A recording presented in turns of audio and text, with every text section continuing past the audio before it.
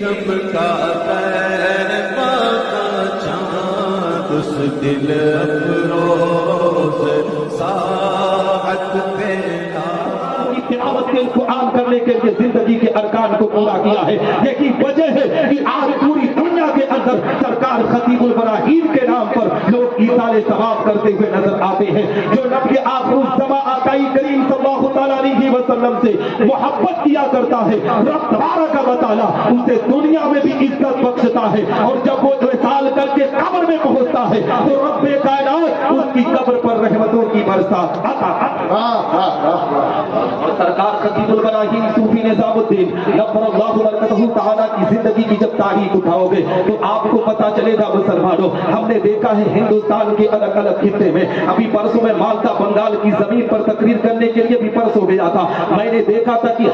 ہر جلسے میں کوئی نہ کوئی پیر آتا ہے, ہم ہر پیر کو دیکھتے ہیں, مگر جب سرکار خطیب البراہیم صوفی نظام الدین نور اللہ برکتہ تعالیٰ کی زندگی کو دیکھتے ہیں تو آج کے پیروں سے بہت ہٹ کر ان کی زندگی دکھتی ہوئی نظر آتی ہے. جانتے وہ حضور خطیب البراہیم نے اپنی زندگی کے اندر کبھی کسی پیر کو برا نہ کہا, کبھی کسی سلسلے والے کو برا نہ کہا, مگر آج پیروں کا حال اتنا بدتر ہو چکا ہے, معاشرے کے اندر اتنی گندگی پھیل چکی ہے کہ ایک پیر دوسرے سلسلے والے سے جلتا ہوا نظر آتا ہے. اپنے مریدوں کو باقاعدہ پیغام دیا جاتا ہے, میرے مرید سن, فلاں پیر کی اتباع مت کرنا, فلاں پیر کے سامنے مت بیٹھنا. اس طریقے سے آج اے مسلمانوں لوگوں نے اپنے سلسلے کو چمکانے کے لیے دوسرے سلسلے کے وقار کو مجروح کیا ہے. لیکن سرکار خطیب البراہیم نے اپنی زندگی کے اندر اپنے مریدوں کو ہمیشہ یہی پیغام دیتے تھے کہ اے مجھ سے محبت کرنے والوں, پہلے پیغمبر اسلام کی محبت کو سینے میں بساؤ, پہلے غوث اعظم کی عقیدت سینے میں بساؤ,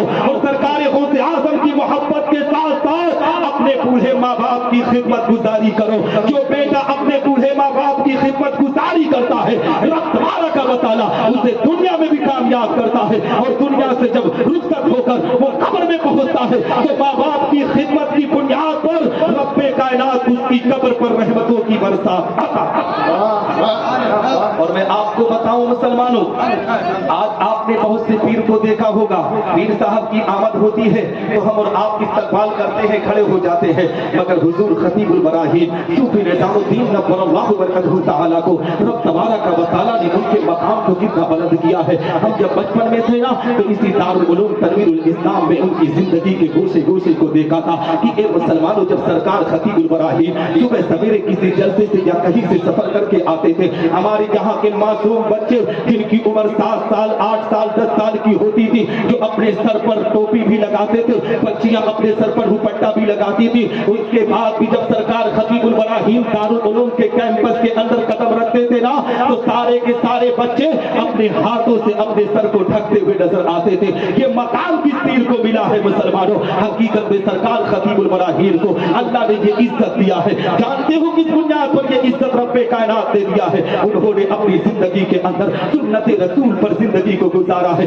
طریقے مصطفیٰ پر عمل کر کے زندگی کو گزارا ہے, قرآن کی تعلیم کو عام کرنے پر انہوں نے زندگی کے ارکان کو پورا کیا ہے. میں آپ کو بتاؤں, میں آپ کو میسج دینا چاہیتا ہوں, حضور خطیب البراہیم صوفی نظام الدین نور اللہ برکتہ تعالیٰ کی جب زندگی کی تاریخ اٹھائیں گے تو آپ کو پتا چلے گا کہ سرکار خطیب البراہیم صوفی نظام الدین کے پاس اگر کوئی مرید ہونے کے لیے جاتا تھا تو سرکار خطیب البراہیم سب سے پہلے یہی کہتے تھے کہ میرے مرید سن, سب سے پہلے تجھے نماز کی پابندی کرنا ہے, سب سے پہلے تجھے قرآن کی تلاوت کرنا ہے, سب سے پہلے شریعت مصطفیٰ کے احکام پر تجھے عمل کرنا ہے. اور جانتے ہو جو سب سے عمدہ بات سرکار خطیب البراہیم اپنے مریدوں کو کہتے تھے نا, وہ بات یہ ہوتی تھی, سختی کے ساتھ کہتے کہ بیٹا سن, آج تو سلسلے نظامیہ میں داخل ہو گیا ہے, غوث اعظم کی غلامی کا پٹا اپنی گردن میں ڈال چکا ہے, مگر سن, اپنے پیر سے زیادہ اگر کسی کی خدمت کرنی ہوگی تو پہلے اپنے ماں باپ کی خدمت کرنا, اپنے ماں باپ کی عظمت کو سینے میں بسانا, اس لیے کہ جو ماں باپ سے محبت کرتا ہے رب تبارک و تعالیٰ اس پر رحمتوں کی برسات عطا. بہت خوب, ماشاءاللہ, بہت عمدہ. اور میں آپ کو بتاؤں, آخری بات کہہ کر میں اپنی گفتگو کو ختم کروں گا, اس لیے کہ وقت زیادہ ہو رہا ہے. آپ کی تعداد جو آئی ہے نا, حقیقت میں حضرت علامہ مولوی صاحب قبلہ نظامی کو سننے کے لیے اور شہنشاہ ترنم قاری غلام نور مجسم کو سننے کے لیے, تو میں میں آپ کا بہت زیادہ وقت نہیں لوں گا، وہ تو بچوں کی خواہش تھی تو 10 منٹ کے لیے میں آپ کے سامنے کھڑا ہو گیا۔ حضرات محترم، کہنے کا مقصد یہ ہے، حضور خطیب البراہیم صوفی نظام الدین نور اللہ برکتہ تعالیٰ کی زندگی کی جب تاریخ اٹھائیں گے تو آپ کو پتا چلے گا کہ سرکار خطیب البراہیم صوفی نظام الدین نے دین اسلام کی خدمت کو کس طریقے سے انجام دیا تھا، احادیث رسول کو کس طریقے سے عام کیا تھا۔ اسی دارالعلوم تنویر الاسلام کے اندر جو تنویر المساجد ہے نا، حقیقت میں رات کے 2 بجے بھی جب یہاں کے طلبہ اٹھتے تھے تو سرکار خطیب البراہیم کو تہجد کی نماز کی ادائیگی میں پایا کرتے تھے۔ سرکار خطیب البراہیم صوفی نظام الدین اپنی زندگی کے اندر نماز کو ترجیح دیتے تھے، قرآن کی تلاوت کو ترجیح دیا کرتے تھے، اور حقیقت میں سرکار خطیب البراہیم عالم دین کے ساتھ ساتھ اللہ نے ان کو ولایت کے مطلب پر بھی فائز کیا تھا،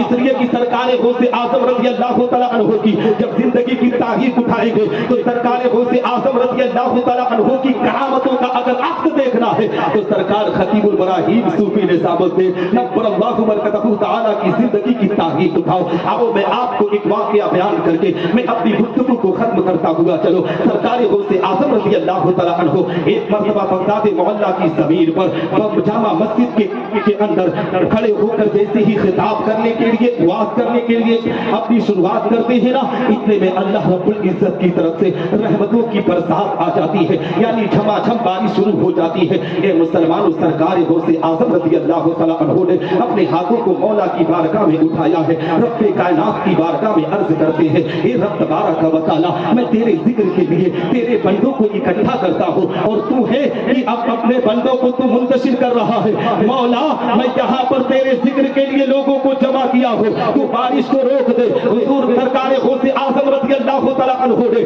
جیسے ہی رب کائنات کی بارگاہ میں عریضہ پیش کیا، رب کائنات نے اپنے محبوب بندے کی دعا کو قبول فرما کر فوراً بارش کو روک دیا۔ اور اے مسلمانوں، سب سے بڑی خوشی کی بات یہ ہے کہ رب کائنات نے جامع مسجد کے اندر جو بارش ہو رہی تھی اس کو روک کر اس کے ارد و گرد بارش کو جاری رکھ کر پوری دنیا کے لوگوں کو میسج دیا تھا، اے دنیا والوں، میرا جب نیک بندہ مجھ سے جس طریقے سے کہتا ہے میں اسی طریقے سے کر دیا کرتا ہوں۔ اور اے مسلمانوں، یہ سرکار غوث اعظم کی کرامت کا معاملہ ہے، مگر آؤ سرکار خطیب البراہیم صوفی نظام الدین نور اللہ برکتہ تعالیٰ کی زندگی کی تاریخ اٹھا کر دیکھو کہ سرکار خطیب البراہیم نے کس طریقے سے دین اسلام کی خدمت کو انجام دیا ہے۔ ابھی گزشتہ سال میں جب MP مدھیہ پردیش میں 5 دن کے دورے پر گیا تھا تو میں وہاں کی جس کمیٹی نے مجھے بلایا تھا نا، وہ سارے کے سارے لوگ سرکار خطیب البراہیم صوفی نظام الدین نور اللہ برکتہ تعالیٰ کے سلسلے سے تھے،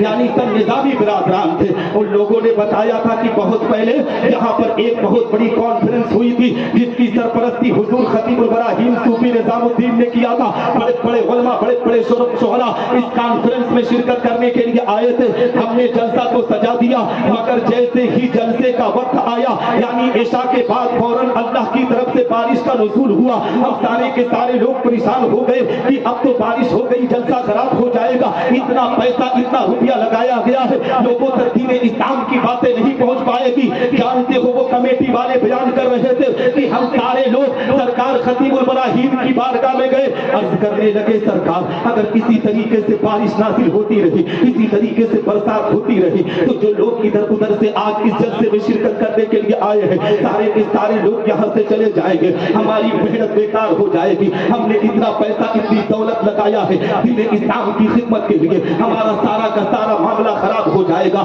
جانتے ہو سرکار خطیب البراہیم صوفی نظام الدین نور اللہ برکتہ تعالیٰ کی بارگاہ میں ان لوگوں نے جب اس طریقے سے عریضہ پیش کیا، سرکار خطیب البراہیم صوفی نظام الدین اپنے ہاتھوں کو مولا کی بارگاہ میں اٹھاتے ہیں، رب کائنات کی بارگاہ میں عریضہ پیش کرتے ہیں، مولا